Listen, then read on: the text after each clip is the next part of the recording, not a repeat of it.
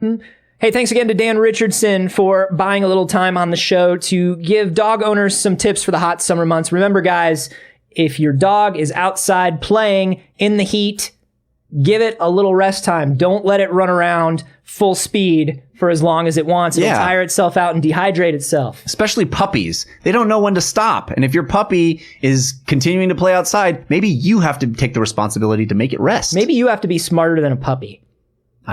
I'm not smarter than a puppy. I'm not cuter than a puppy. Yes, you are.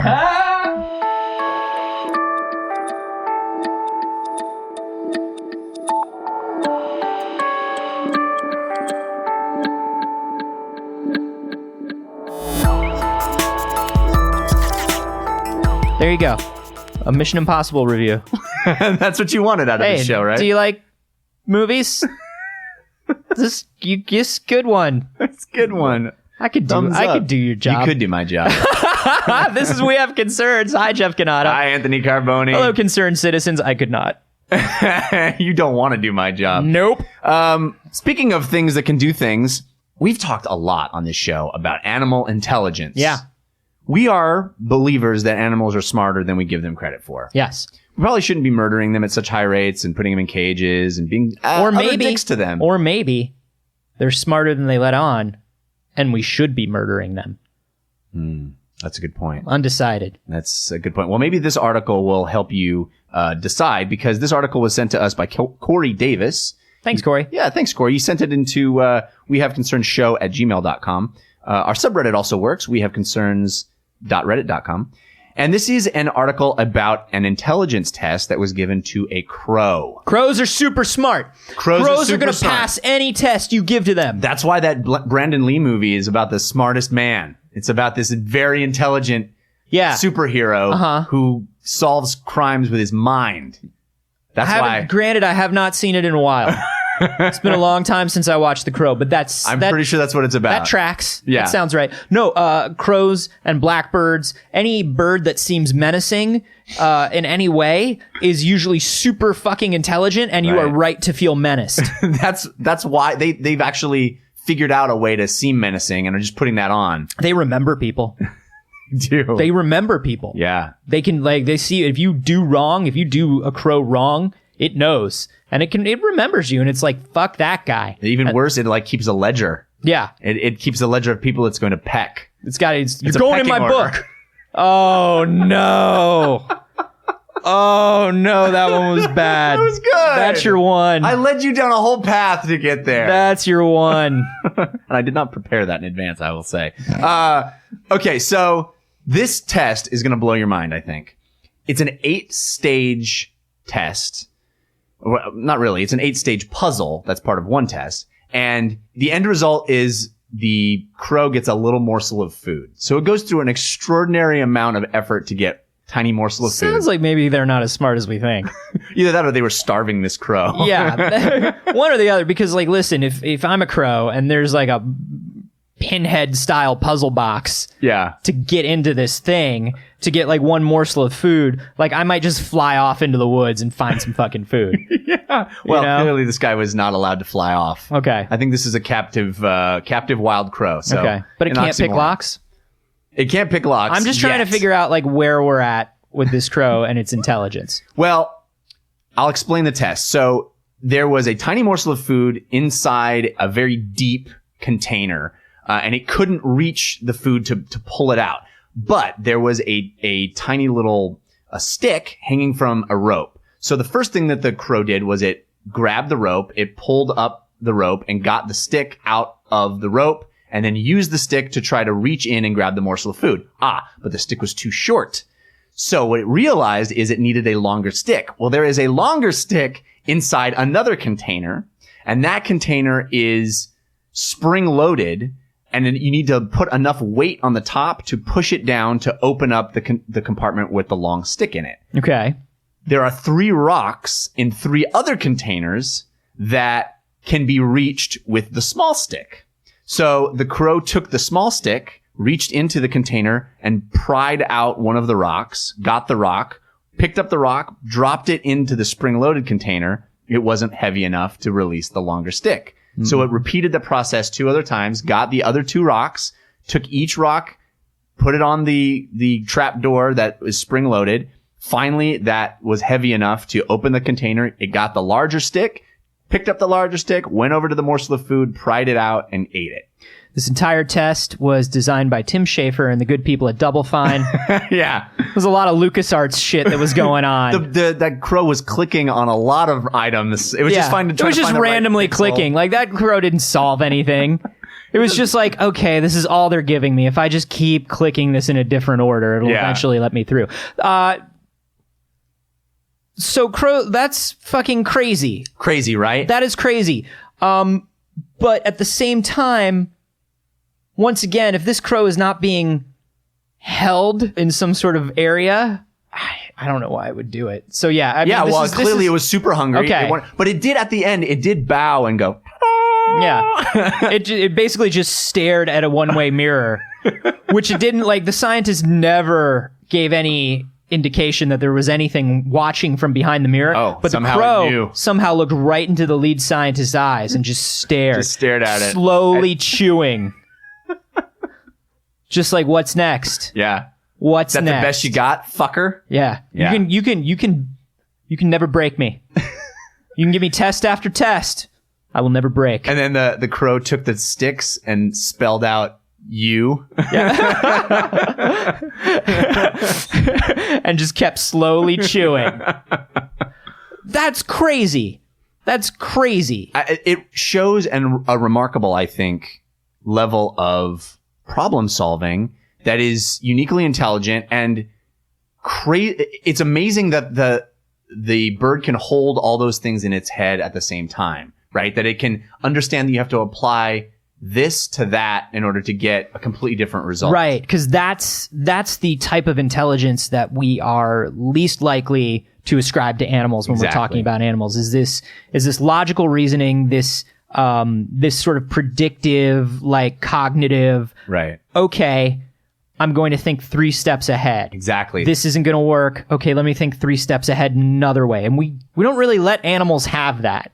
Yeah. And it kind of blows my mind that they do have that. And if there's a video of the bird doing this and you can watch it and there are moments when it stops and just thinks. It's just looking and thinking. And I've never seen an animal do that. I mean, I've seen a dog do the opposite of that. Right. I mean, I've seen a dog sit and think. Like, I've seen my dog sit and think, but it doesn't come up with anything. Yeah. It sits, it thinks, and then it shits on something. Yeah, like, I can tell he's really thinking, but nothing's going to come of it. Like, no, he doesn't get anything out of that. He just gets more and more confused. Right. There is a part in the video, I think, where you can watch the bird, like, audibly sigh.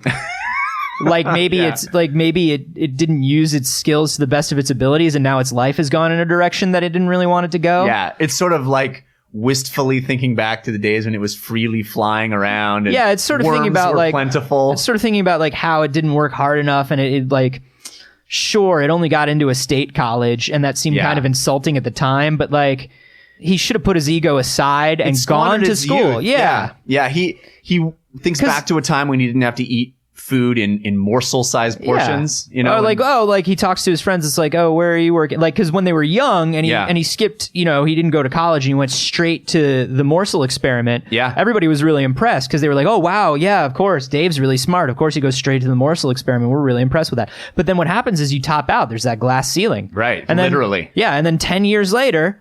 There's a glass ceiling, and occasionally, like, you just run into it. Run right into it's it. There. You don't know because it's so clear. And then he runs into his friends at like wherever, you know, like the bird bath, and you know, all of a sudden, it's Dave. Yeah, hey guys. Hey, Dave, you're back, man. Oh man, it's you. Oh man, Crusher, how are you, man? Oh, I'm doing great, you man. Big dumb pile of rocks. How have you been? Well, you know, when we can't all get into the science experiment. Sure. What are you up to now? I'm getting up early, you know, eating a lot. I got a family now, built a nest. Wow. Yeah, it's great. Yeah, got the wife and the squawkers. You know, someday I'll just have to push them right out the nest, but you know, doing what I can. What about you? What about you? The life in the big city? Yeah, still at the experiment. Yeah? Just plugging away on that. You look real thin, real scrawny, man. You lost some weight? Yeah, a little bit, you know. They make you work. They make you work for your food. Oh, wow. But I bet it's rewarding, right? It's real rewarding? Yeah.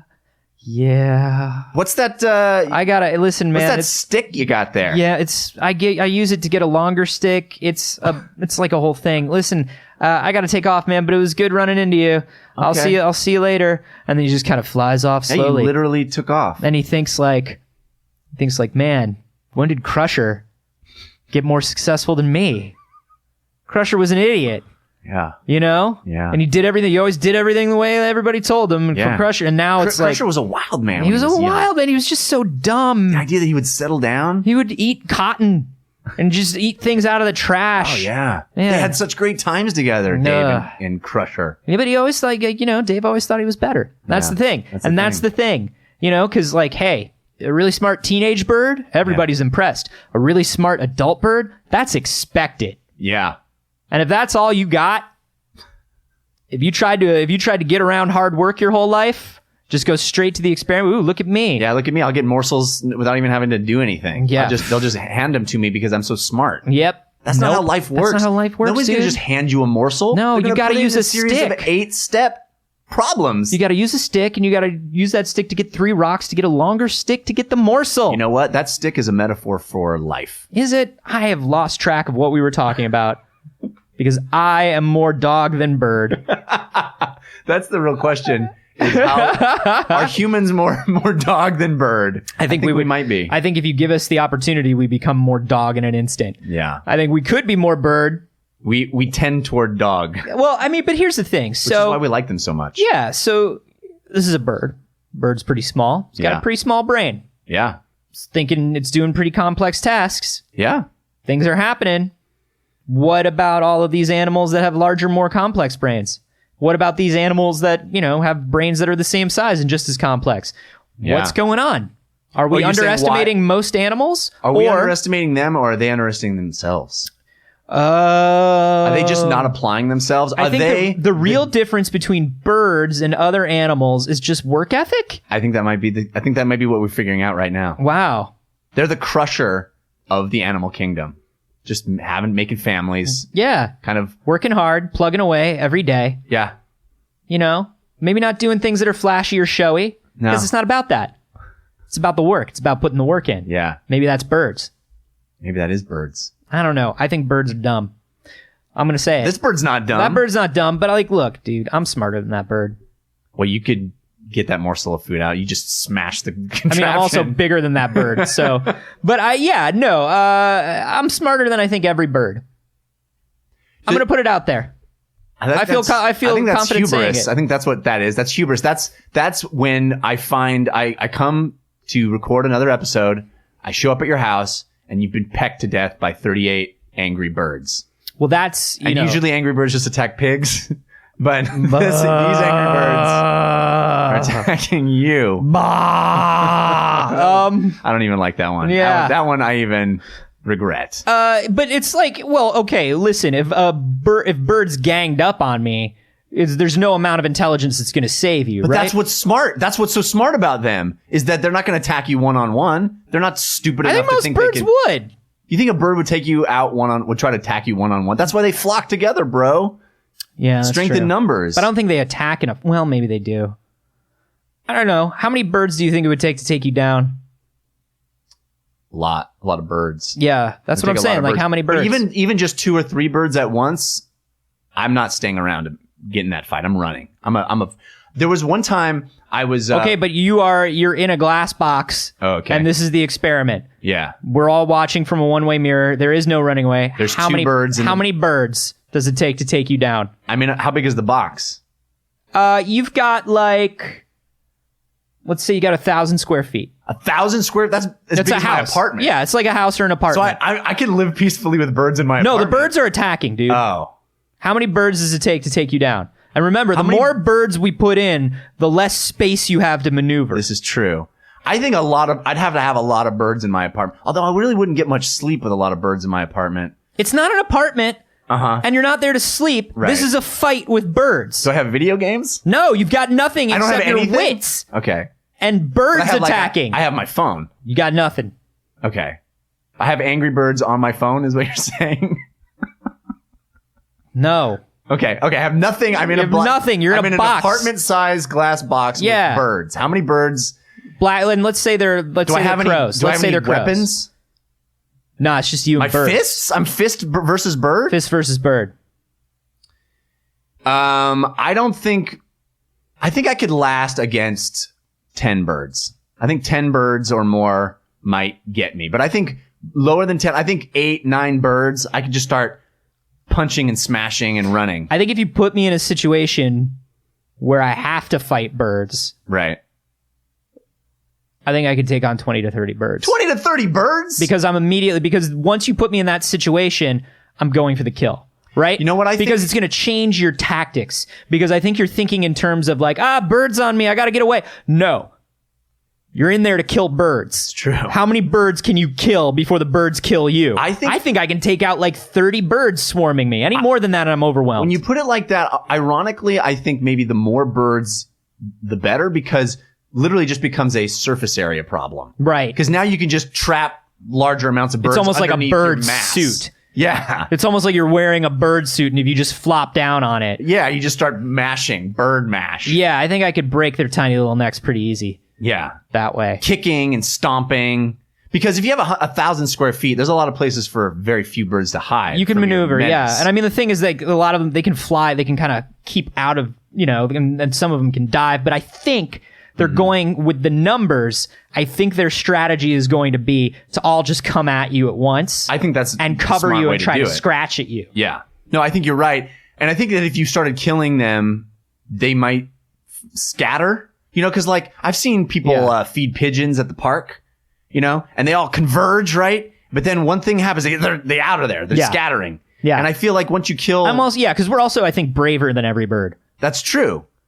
And maybe... How many birds does it say that these scientists can kill? This study, I think they murdered a lot of birds. Yeah? Yeah. I think it was mostly starvation. Is that what they used? It seems like one of those experiments where no bird had to die. I know. Odd, and yet, 1,500 birds were killed in this experiment. Somebody tweeted at us earlier today that we talk a lot about these experiments with animals, and he tweeted that he has this sneaking suspicion that there are a lot of animals that die that we never hear about. And I was like, that's not a suspicion. That's why we use animals. That's the truth. Yeah. Yeah. Yeah. And so even though this experiment seems like it couldn't, like they're just feeding a bird. Well, they wanted to see how probably smart... killed 200 to 400 birds in this experiment. That's not true. They didn't just come up with, you don't just come up with an 8-step problem for a bird without murdering a lot of birds. Yeah. Nope. You don't just randomly come up with a problem. You got to first originally it was a much more deadly obstacle course. You got to mash birds into a paste first. Yeah. and then you come up with the 8-step problem. It was just like a lot of swinging blade pendulums and like there was just a lot of rolling boulders, and it was like they had to scale it down, I think. Yeah. Well, they thought, how close is a bird to Indiana Jones? Yeah. That was the first thesis. And they went, you know what? Maybe we should just go with stick and morsel. Yeah. But first it was like pits and leaping over things and rolling boulders. And that's, that's what they call the scientific method, guys. That's what happens. Exactly. You come up with a hypothesis. Mm-hmm. Birds are like Indiana Jones. Right. You test the hypothesis. It doesn't work, but you get new data. You kill a lot of birds. Yeah. You get a lot of bird corpses. Some new data. Yeah. I mean, a lot of dead birds and a little new data, and then you start over again. That's right. That is how science works. And until the bird uprising. Because eventually, these birds, we have found that they are so smart, eventually these birds are going to start looking around and being like, every time one of the birds goes that way, they don't come back. Right.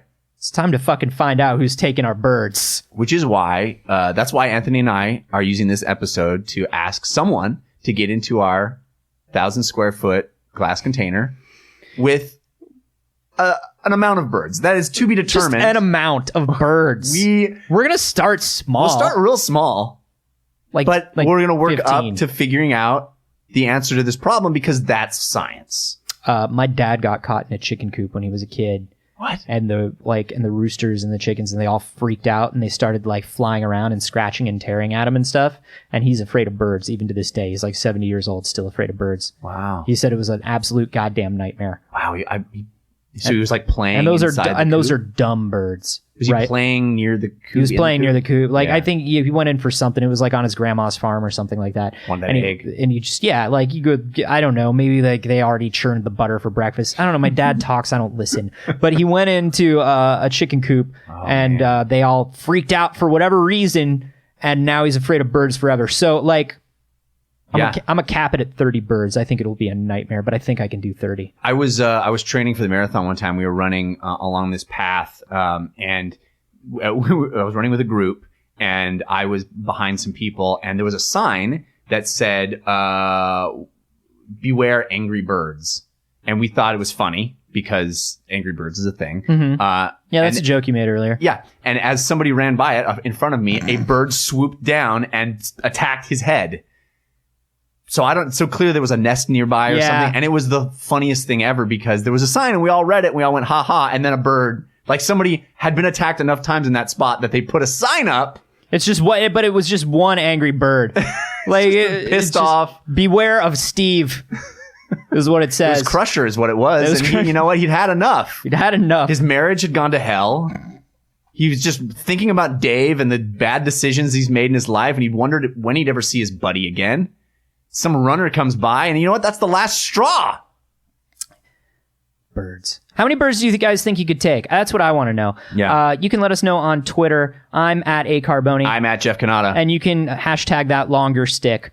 And hey, are you enjoying the show? Oh, I'm enjoying the show very much. I mean, I know you're enjoying the show. I'm asking if the people listening to the show are enjoying the show. Oh, they can't answer you. They can't. Well, they can. Oh. There's a way that they can answer. The way that you can answer that you're enjoying the show is to go to iTunes or whatever platform you listen to this podcast on and give it a 5-star rating. Yeah, that helps us with discoverability for the show. Yep. It also pushes us up in algorithms and puts us on editors' lists and helps bring new concerned citizens to the community. So just leave a 5-star review. They're also going to ask you to write a review. Oh, you don't have to do that. No one reads those. No one reads those. But you can describe how many birds you think you could take in a 1,000-foot glass box and what your strategy would be. That's a good one. We need to know strategies and also if you're willing to participate in our experiment. Kind of. More of a iTunes waiver. acts as a waiver, really, in this situation.